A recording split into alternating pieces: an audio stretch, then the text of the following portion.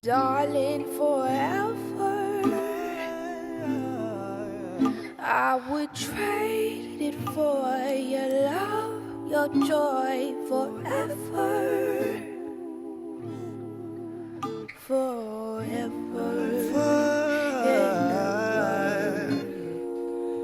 Phone poppy, yeah, she call me Young Poppy. That's my little shawty. She get thicky in the body. She got hottie toddy when she make it wet for me. Got that body on you, girl. You know I wanna play some hide and seek. You're someone that I wanna meet. You're someone that I wanna see. You're someone that I wanna see.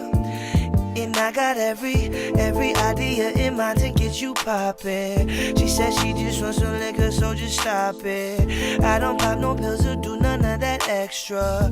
I be chillin', smoking ganja with my niggas. I got so much, so many dreams, so many things to hold up. So many things on my mind. So many things to let shine.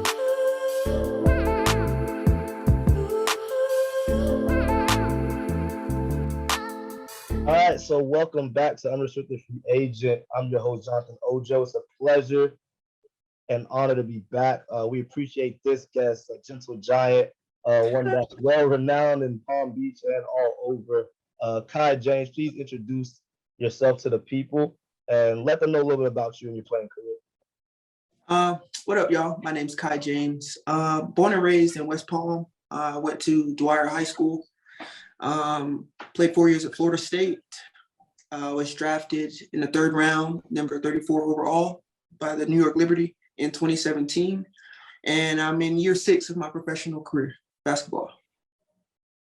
You skipped a lot. They always start off humble on the podcast, but really it's kind of a big deal. So let's go into it. So we got it right here. So we'll go into the nitty gritty. Consensus top 25 recruit and the number 3 center in 2013 by ESPN. Playing the McDonald's All-American game at the United Center Chicago. After double-double, 10 and 11. Once again, your senior season at Dwyer, you collected the WBCA High School All-American Honorable Mention honors. Gold medal with Team USA at the 2012 U17 World Championships in Amsterdam. That sounds dope. How was that? Sorry, sidetrack. I was getting sidetracked. No, it's all good. It was a great experience, truthfully. That was actually my first experience out of the country. I think that little taste of it is kind of what got me hooked on it as a pro, going overseas. Yeah. And as we said, 8A All-State selection after a double-double as a junior and a sophomore. And your high school went a combined 68 and 18 during your final 3 seasons, which is pretty fire. Once again, shout out to your coach, because your coach is also a staple in the South Florida area, competed for the Miami Suns in the AAU circuit. A lot of great players have gone to that program. So as we said, USA U17 national team, world championships, U17. Then you go to FSU. You're 17 on FSU's all-time field goal percentage list. Played in 115 career games. Part of the winningest senior class in program history. 106 wins in 4 seasons. Then we go to 2017. You signed a training camp contract with New York Liberty after being drafted third round, 34th overall. Then we go to your pro kind of career, which, as you said, 6th year, correct?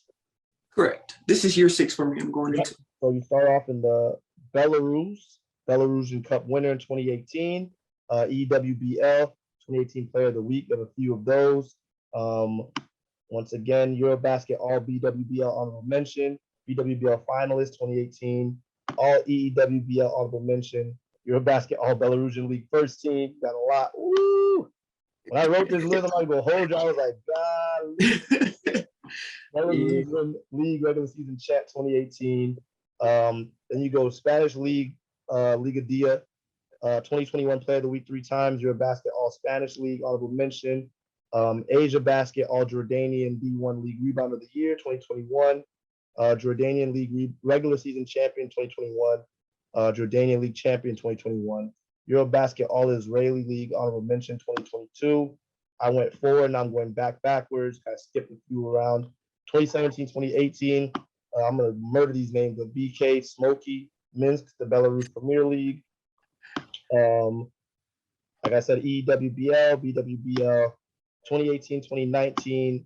I'm terrible at that one. You're just gonna spell that thing out.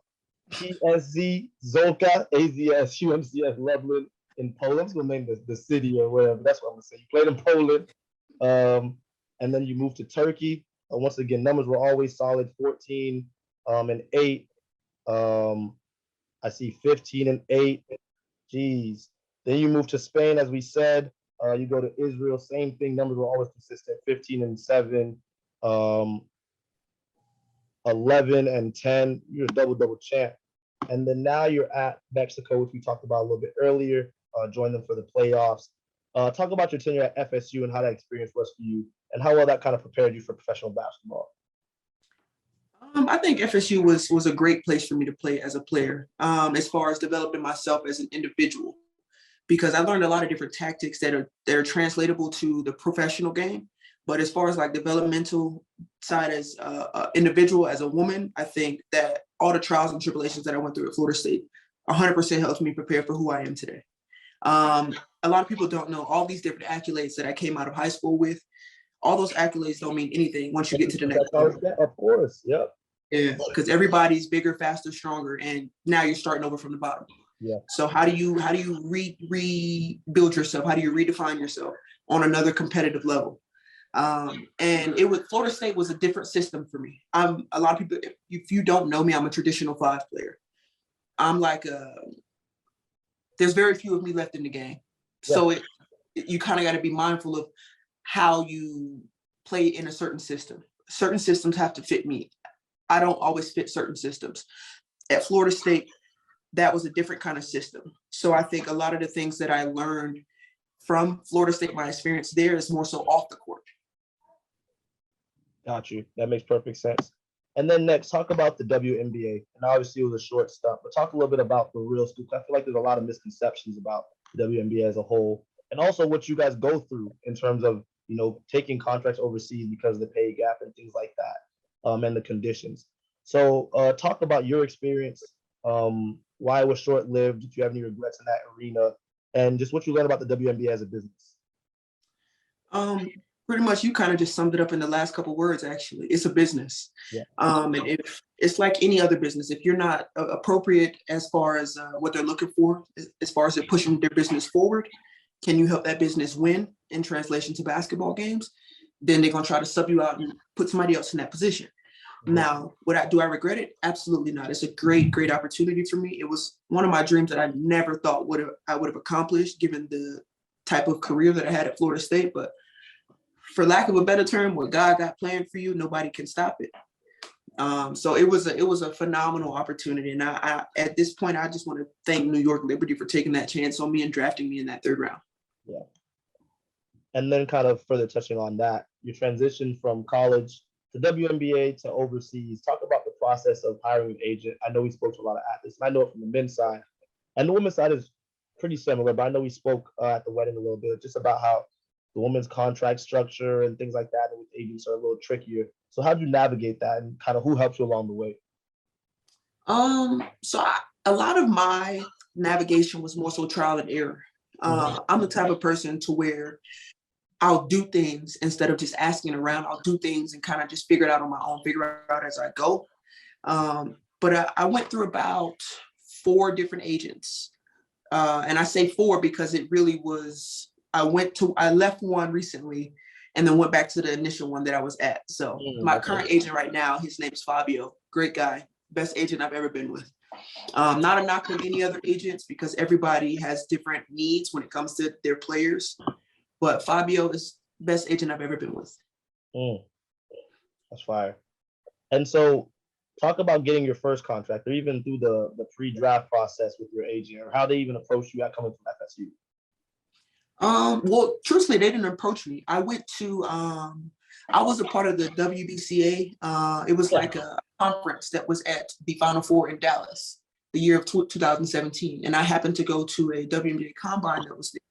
And it was all the different GMs and coaches from the WNBA teams. They were there scouting pretty much players that maybe they kind of didn't think about, more so a diamond in the rough.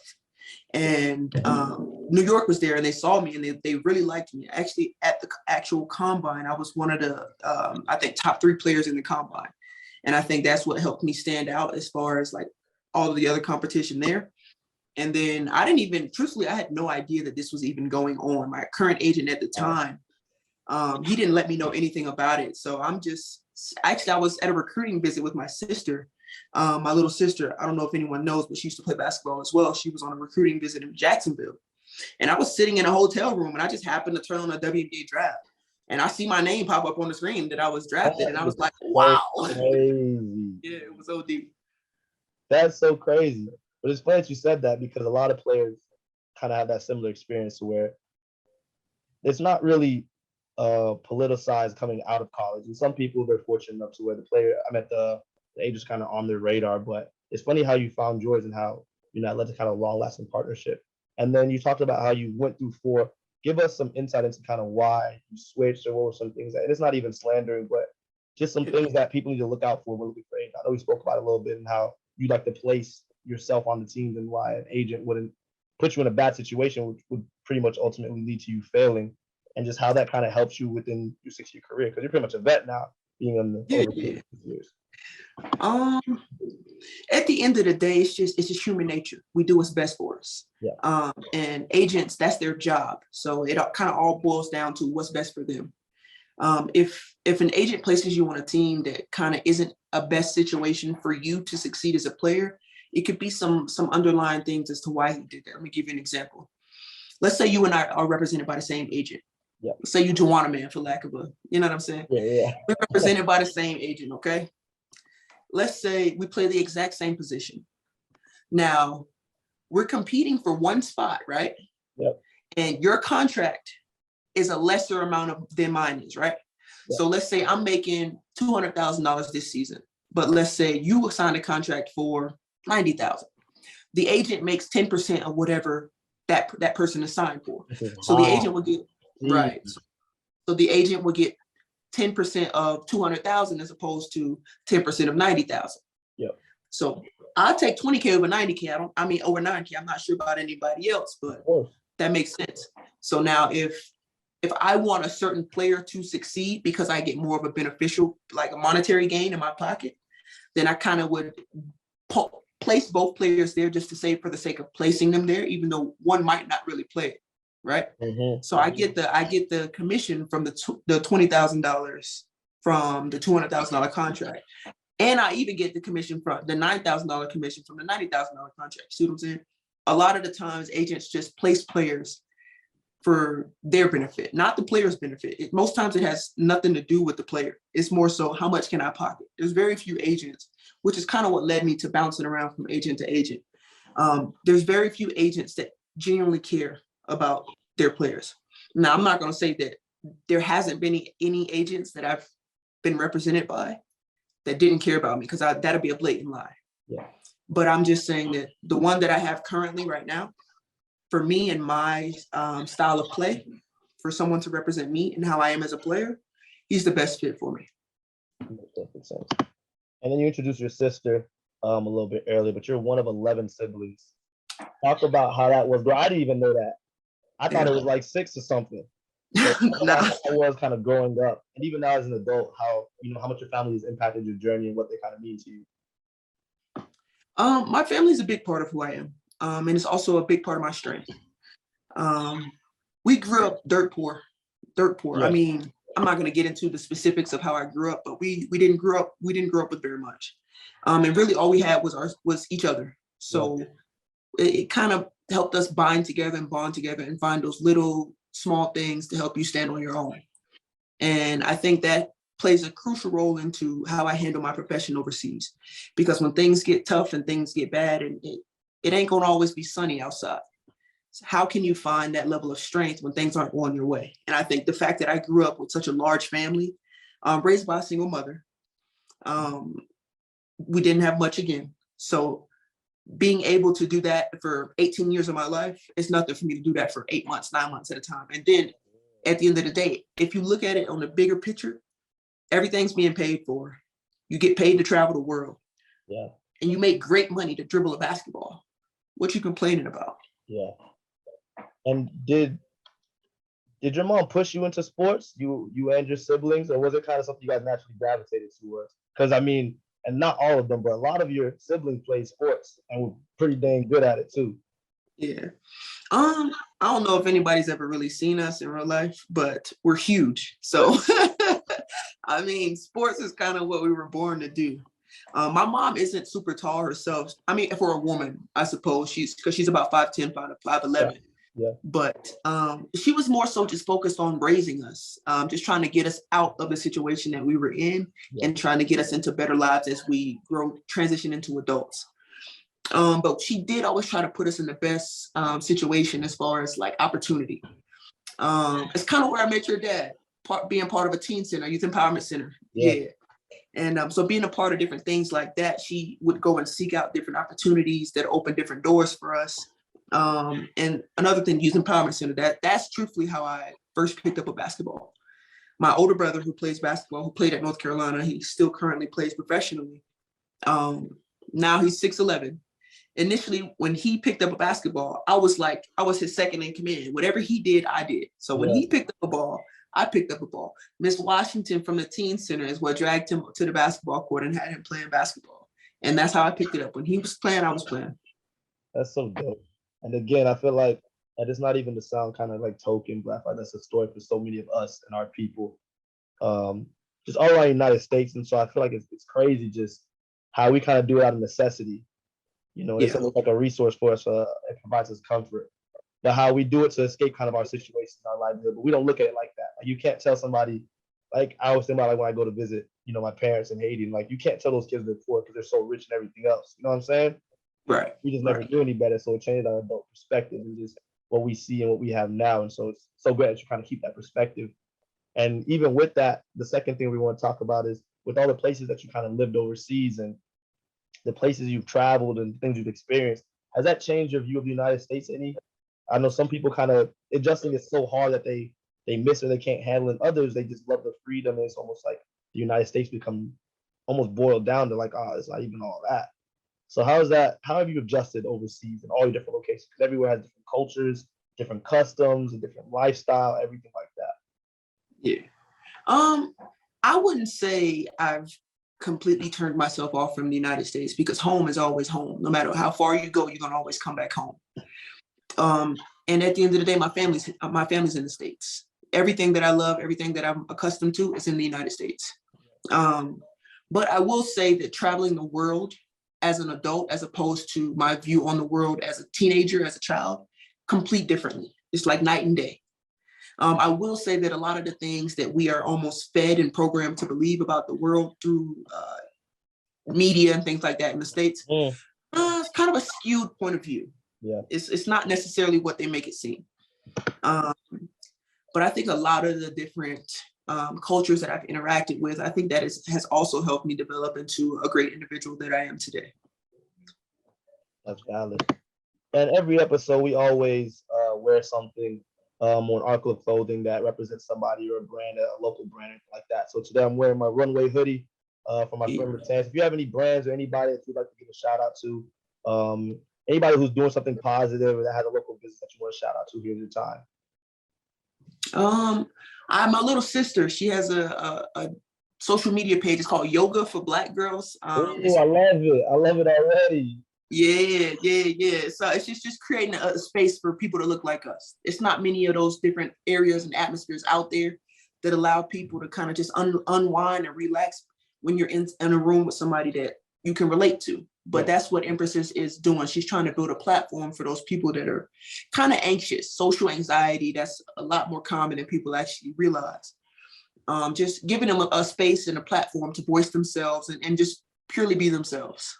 Talk about your life after basketball. Some of the things that you're currently doing that we kind of spoke of, and some things that you kind of envision yourself doing that bring you kind of a sense of purpose and mental peace.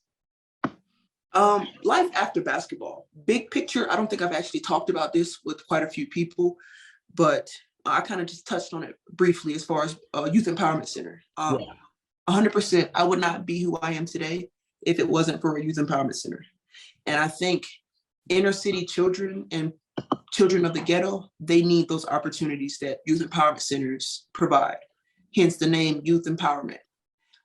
There's a lot of different talent and a lot of different things that the youth and the next generation that they could bring to the world, but they just sheerly don't have the opportunity to show that to the world. Yeah. So me, what I want to do when I stop dribbling the ball, I want to find a way to go back into those neighborhoods, into those inner cities, into those homes, even of those children that don't have the opportunity, the ones that don't have the voice, the ones that feel like they're not heard, and give them that voice, give them that opportunity, allow them to be heard. And actually make it a solid foundation as far as like putting something in the area, like a youth empowerment center, finding ways to get different mentors and tutors and things like that, and expose those children to different things they've never thought of. There's a lot of kids. Who knows if some of these kids can naturally play the piano? They don't know. They've never touched a piano. Exactly. Who knows if some of these children are top-notch chefs? Who knows? These kids, they don't eat nothing but ramen noodles all day. They don't know. They haven't been exposed to these different things. So for me, when I put the ball down, I want to find a way to empower the next generation of me, of the kids that look like me, the ones that didn't have the opportunity. I think I was given the opportunity because I'm a 6'5" female. It's not too many of those out there. Yeah. So with me, God blessed me with my opportunity. But there's a lot of other kids they look like just average human beings, but they've got so much to offer to the world. So how do I get them that opportunity to show the world what they have to offer? I love that. And again, we'd love to be a part of that. We definitely need more of that, especially from the athletes, because as we spoke about, it just hits different when it's somebody who grew up with their circumstances. And it's not to say that people who don't look like us can't give back. And I'm sure a lot of these youth empowerment centers were started by people who, weren't Black or whatever it is, but it just makes such a difference to have people in the community where they live who can relate to not having lights when they were younger, who can relate to, living off of WIC and food stamps, who can relate to, your parents not being home because they're working multiple jobs, and, fending for yourself at 12, 13. And I just feel like that relatability is kind of what we're kind of straying away from. I feel like social media does in part play into that, but I think we just kind of losing touch with real life. I feel like that's where to get back. I feel like it has to be in person. I feel like the digital world is kind of phasing away from what we really need. So just going into the kind of the next thing, we love to do kind of a family feud portion. It's like a question game, where if we were to survey 100 hoopers and ask these answer, what would they say? Some of these are tailored to specifically you, and some of them in general. First question we always love because there's always a story attached to it is the coldest player you ever played against and how much they gave. You know what? I give flowers where the flowers are. That's what it's all about. Yeah. You know what? And we are actually represented by the same agent, Markeisha Gatling. Bro, she is a bucket. She gave me 30, bro. But you know what? I'm cool. She put 30 on my head, but she messed around and won the MVP of the league. So I can't trip. Okay. I can't trip. Okay. Yeah. Give a little bit insight to the game. What was it? Was it all 3 levels? Was it just? Bro, she's deceptively quick. Like I'm talking about, she coming off screens, backdoor screens, catching alleys. She break you down, one dribble, pull up. Like, where is this coming from? How did she know how to, bro? And she look like me, bro. She's 6'5". She big, bro. Like how? We love that. It's always somebody you never expect. There's always somewhere you're like, oh yeah, I expected that. I knew I was in for a long night. And then the next thing, we ask, all of our guests the same thing. And it's funny to hear the men and how they perceive it, and then how everybody else perceives it as well.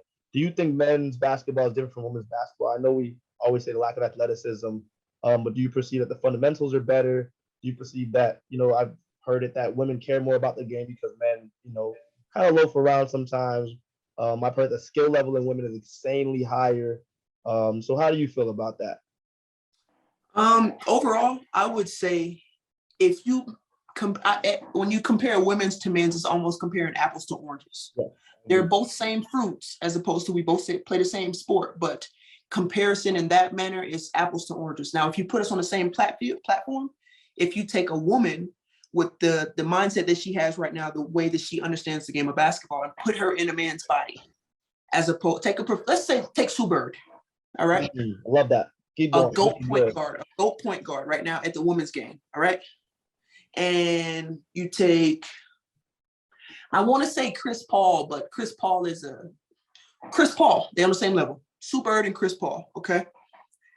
Chris Paul is a phenomenal point guard, but Sue Bird, the way that she has the ability to pick the game apart, the intricacies I'm talking about, she can make you do something that you did not want to do so that she can get her teammate open. If we put them in the same body, if we take Chris Paul as a man and the intelligence and the understanding of the game of Sue Bird and put her in a man's body, same height, same weight, same athleticism, all that. In my mind, Sue Bird will excel Chris Paul. She will exceed Chris Paul just because of the way that she understands the intricacies of the games that men has never thought about. The women's game is all about angles. And any professional player will tell you that ultimately the game of basketball is all about angles. But I think it takes a lot more skill because women can't rely on athleticism. Yeah. So we have to understand other things in order to get us what we want, which is to score the basketball ultimately. I'm glad you put it like that, and I love the way you put it. And I wholeheartedly agree with that. I feel like the people who I feel like if you don't like watching women's basketball, you kind of don't like basketball. Because True. the people who actually like basketball, there's no way you're not watching it and you can get excited off of it. Like there's so much to the game. And I even think about like the playoffs last year. I remember watching the playoffs and the finals in the WNBA, and I was like, every game I was like, holy crap! That was one of the best games I've ever seen. But then I watched the parade, and there was nobody there, and I was just like, oh, we got a long way to go because there's no way women's basketball is not as popular. But kind of just going off of that, next thing is, what NBA or WNBA player would you say is your player comparison? You said your traditional five. You said back to the basket. So give me your player comparison. Okay, so I'm gonna give you one on the women's side, and then I'm gonna give you almost a mix of two on the men's side. So we'll start with women's. I don't know if a lot of people know who she is, but Sylvia Fowles, one of the greats, man. I'm talking about. She is an OG, and I give respect where respect is due. And thank God, I actually played for the Miami Suns, and she's the overall sponsor for the Miami Suns, which is insane. I don't know how that happened, but God opened some crazy doors for me, man. So me, if I would compare my game to anyone, it might be Big Seal. Yeah. That's fine. On the women's side, yeah. But on the men's side, I am a traditional five and I'm a powerful player. So you could give me my power as big name, Big Diesel, barbecue chicken. What? Get out of my way because you can't stop me. But I also got a little finesse to my game. Hakeem Olajuwon. I got a little finesse. You were huge. I got a little finesse. We're gonna we always post the highlights right at the beginning of the clip, but people gonna see it. I see what you're talking about, but they gonna see it for sure. From the footwork, like you said, the power to okay. I like that. That's high praise. All right. Next question, right into it. Who's better, you or Joel? Me. Wait, you didn't even flinch? Me. Joel's athletic. He's a man. Me. Yeah. I can't wait to send this to him. You think he'll agree? You think if we ask him, he'll say that? Probably not, because his ego, but I know. Are you satisfied with your career thus far? Am I satisfied? Yes, but am I content? Not at all. A little further, yeah. Satisfied. I'm grateful. I've had to take the stairs, man. I got this tattooed on me. The marathon continues. Yes, sir. Shout out to Big Nip. What, bro? That's my guy, man. R.I.P. But it's been a journey. It's been a journey. I've had to take the stairs to get to where I am, and I'm blessed and thankful. So thankful that I actually had to. Because sometimes, if God give you what you want right when you want it, you're not going to appreciate what you got. Yeah. So having to take the stairs, man, I'm right now where I am. This is what I envisioned at the end of my career, and I'm barely in my prime. That's crazy. The life I live right now is me what I envisioned at the end of my career, and I'm going into year 6. That's crazy. Yeah, but as far as like content, nah, I always want more. I always want better. I always want the next thing, and I don't want someone to hear that and misunderstand what I'm saying, because you can be thankful and grateful for what you have in the moment, but still see the bigger picture for what's in front of you. Of course. Yeah. So then, going off with that, is there anything you want to accomplish before you retire that would make you content? Me, I'm all about respect, and I want my respect. Period. The highest level of women's basketball overseas is Euroleague. I'm not gonna stop until I'm on a Euroleague, and I'm a Euroleague champion. Period. That's real, and that's very attainable. I mean, we've seen it. We've seen the players come through there, and I always talk about resumes, and not just because resumes is pieces of paper, but I feel like resumes tell a story. And your resume is elite, like Appreciate that, man. wholeheartedly elite. And so there's no way you shouldn't. I know again the optics and the politics about, what it is that your agent's this and who you are that and stuff like that. But for players like you and the players that we know, all you need is that one shot and it's a wrap. Like it's really over. That's true. And Yeah. that's how it goes. The sad part is a lot of players don't get the opportunity. And again, that's what Yeah. we talk about the people who, could have been this. And if you know them, you're like, that person was Hall of Fame level. And sometimes it's out of their control. But your story, as you said, year 6 and you going strong. So have you ever thought about what age you want to retire at? Or is it more of like when you feel like you can't play anymore? Truthfully, no, God will let me know. That's real. You going to the wheel fall off. Yeah, got to. I'm gonna ride it to the wheels fall off, man. Because you know what? I think a lot of it is not so much about the money. Yeah. There's a lot of youngins in the game, man, that they need the big homie, the one that's going to let them know how this business is being done. And you talked about it a little bit earlier, talking about how social media is kind of like done away with a lot of the mentorship and things that we need of the younger generations. I want to stay in this game as long as possible to help somebody else that was in my shoes, man. Because I had to take the stairs. Got to understand how to play the game, how to leverage different things to help you get a better outcome. And who are some of your big homies when you came into the game, whether it be at FSU, whether it be when you started a professional career? Just shout them out real quick. I feel like that's important as well. Big homies, I would say Lauren Coleman, one of my OGs, man. I've watched her. She has a crazy story, man. I'm talking about from injury after injury to just staying down, man. To just, again, it's a marathon. It ain't a sprint. She definitely took that marathon, bro. Natasha Howard, that's my big homie too. She a WNBA star. A lot of people know her. I didn't want to I'm not trying to name drop. That's why I didn't even mention her. Man, but that's what it is though. Like you want them to see. That's big homie. Sequoia Holmes. Chelsea Hopkins. I'm talking about hoopers. Yeah, you dropping hoopers, bro. Names. Yeah, them some hoopers, man. Who else? No, I think that, and you know what? Those are basketball big homies, but I think I've got a couple that weren't necessarily basketball big homies, but more so life. Yeah. How you gonna navigate through a hard time? You know what I'm saying? Because you can't talk to everybody about everything that you're going through. You know what I'm saying? And you gotta have different people for different avenues of your life. So Victoria Cecil, one of my big homies, she was my GA, my grad assistant at Florida State. Oh, that's fire. Man, she helped me navigate through some crazy things, bro. Yeah. That's real. And then going off of that as well, leave a message for the next generation. What would you tell them coming up right now through, because again, and I hate to sound like I'm not even an old head, but I mean, like what we went through growing up is completely different than what they got growing up. Just the access to everything, the pressures from social media, just the validation they require, like all of that. So what would you leave them with if you try to, send a message? I would say find your tribe and stick with them.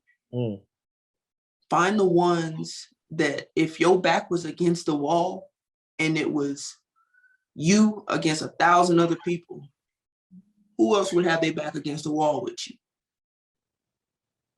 And rock with those people. You don't need the validation. You can't as a professional, as a player, as a whatever you do, however you maneuver through this life, whatever your lane is, you can't rise and fall with the opinions of others because you're going to always be on a roller coaster. You got to stay level-headed, and no matter what somebody going to say, they're going to talk regardless. Give them something good to talk about. Man, that's good. You might have been one of the most philosophical guests that we done had on the show so far. But I think it's a tribute to, and I always tell people, like, I know it's funny because when I was younger, like it was almost like a sore spot to where if you talk proper, if you know how to, express yourself, you talk white. Yeah. But I always say that the people who kind of know how to express themselves is because they've been through more and they just know how to put it into words. And so that's a compliment to you to say that you express yourself so well, but you can tell that it comes from a place of understanding. And that's why it's always like a place of empathy where empathy comes from understanding. So it's not like you just spitballing stuff and just saying things that sound smart. Like there's depth to everything you say. So once again, shout out to you for that. Appreciate that, bro. That you already know. Outside of this, we do have stuff to talk about. I got some stuff I got to put you on, or some things I'm putting for the city. But back to the podcast, we're excited for the first season. So just telling everybody else to please follow us on the handles. On Instagram, it's unrestricted FA_pod. On Twitter, it's unrestricted FA1. We appreciate everybody who's going to tune in for this. We appreciate everybody who knows Kai, who supports Kai. We're going to continue to support you with everything you do because you deserve it. If there's anything that we can help with, please let us know. I like for this podcast to be kind of a community to where it just doesn't stop here. So as we said, whatever events you ever have planned, whatever your sister got going on, whatever things like, whatever we can do to mobilize forces and get people, bring awareness and bring them out, we would love to do that. And then so we always have a call to action. So once again, I know you kind of gave your rant about what people should do, but if there's anything else you want to draw attention to, if there's anything else that always weighs heavy on your heart, if you want to tell the people, do so now before we close it out. No matter what you got going on, you got to involve God in it. Whatever God you pray to, and whether it be the universe, you got to involve that higher power, that higher being, because it's all about self. You won't actually understand how to navigate something if you just focused on self and emotions.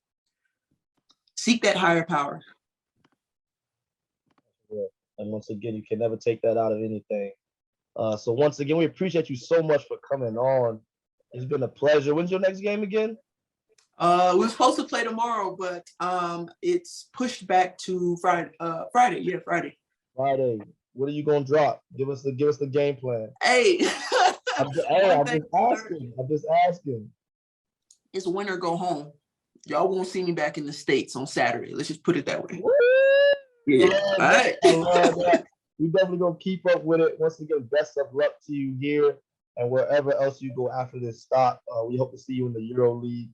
Tell the fan that we said what's up. I can't wait to show my dad this episode because he's gonna be geek. First of all, give him my love, man. Give him my love. This is gonna be a special episode for me just because I know what like I said, what I told you, he always talks about you guys. I feel like that's just a product of one, not only the people that were in those programs, but also the kids that went through there. Because we even look at it now with the education crisis through the pandemic and just how teachers were so exasperated and things like that. But it's tough, dealing with younger kids and stuff like that. But I know that he always raved about the ones who made his job easy, and that's a testament to you guys and your family. So shout out to you guys for sure. But I appreciate you again for coming on. Best of luck. Once again, a national treasure you are, a world-class family. So we got to give you your flowers. So appreciate you, Kai. Appreciate that, my boy.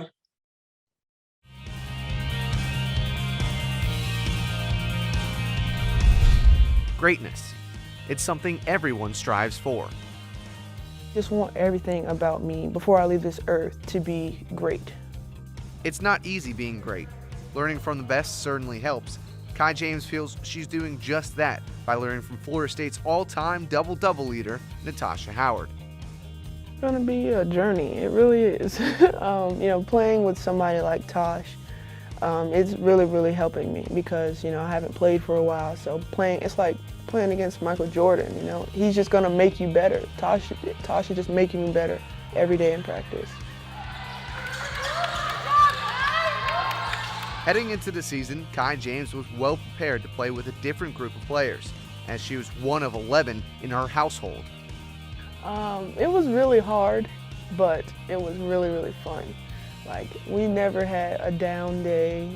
You could never be by yourself anywhere in the house. Even then, my mom always taught us the buddy system. You don't go anywhere without either a brother or a sister. So, it really helps, at this level. Being around all those people, having to mesh with different personalities. Everybody doesn't have the same personality. It actually helps me with the team. Everybody on the team has different personalities, and it helps me. I already know what to expect and how to approach certain situations with my family, so I can do the same thing with my teammates. And that's part of being great, learning from experience only to better yourself. And that's the feeling James has about this season. Learn from how this team has played and finish strong.